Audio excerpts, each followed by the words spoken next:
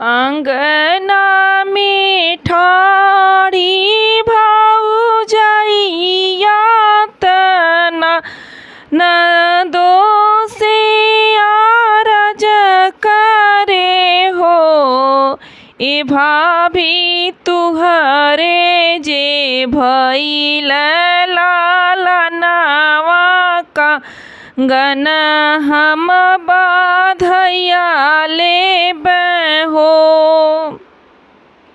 अंगना में ठाड़ी भौजाइया तना नदो रज करे ननदो रज करे हो। ए भाभी तुहरे त भइल लालनावा कंगन हम बाधैया लेबै हो।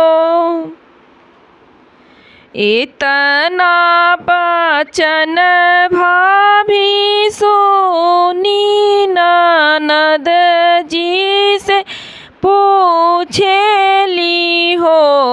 ननदो हमारे त भाई नंद लाल बाधैया काहे तुई लेबू हो।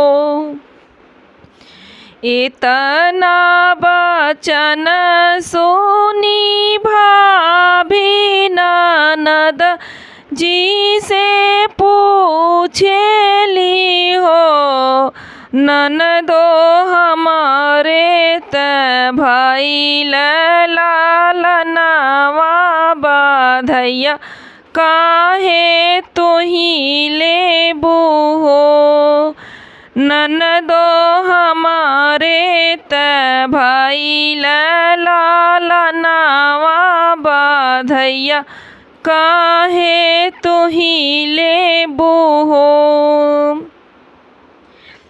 किया तुही सहलू दरदिया की पिसा लूहार दिया न हो। ए ननदो किया ननदोइया का जनमल का बाधैया काहे तुही लेबू हो। किया तुही सहलू दरदिया की पिसा लूहार दिया न हो। ए ननदो किया ननदोइया का जनमल बाधैया काहे तुही लेबू हो।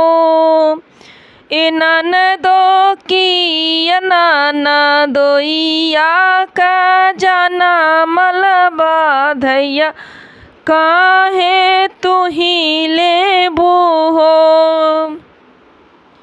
नाही हम सहली दरदिया तना ही हार दिया न हो। ए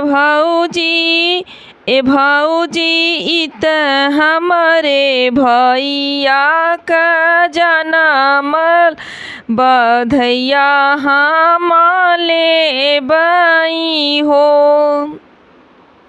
नहीं हम सहली दरदिया न पिसली हार दिया न हो। ए भौजी त हमरे भैया का जनमल बाधैया हम लेबै हो। जब भैया रहल कुआर त भैया तुहर रहल हो। ए ननदो जेहि दिन गइल ससुररिया त सैया हमर भइल हो। जब भैया रहल कुंवार त भैया तुहर रहल हो। ए ननदो जही दिन गैला ससुररिया त सैया हमारा भइल हो। ए ननदो जही दिन गैला ससुररिया त सैया हमारा भइल हो। ए ननदो हम सहली कमर दार दिया त जेठनी हार दिया न हो। ए ननदो इत हमरे सैया का जनमल बधैया नाही देबाई हो। ए ननदो हम सहली कमर कदार दिया त जेठनी हार दिया पीस हो। ए ननदो इत हमरे सैया का जनमल बधैया हम नहीं देब हो। ई ननदो इत हमरे सैया का जनमल बधैया नहीं देबाई हो। हमारा यह सोहर गीत कैसा लगा? अच्छा लगे तो ज़्यादा से ज़्यादा शेयर करें, सब्सक्राइब करें और कमेंट में बताएं कैसा है। अच्छा लगा फिर से हम सोहर आप लोग के सामने लेकर आएंगे।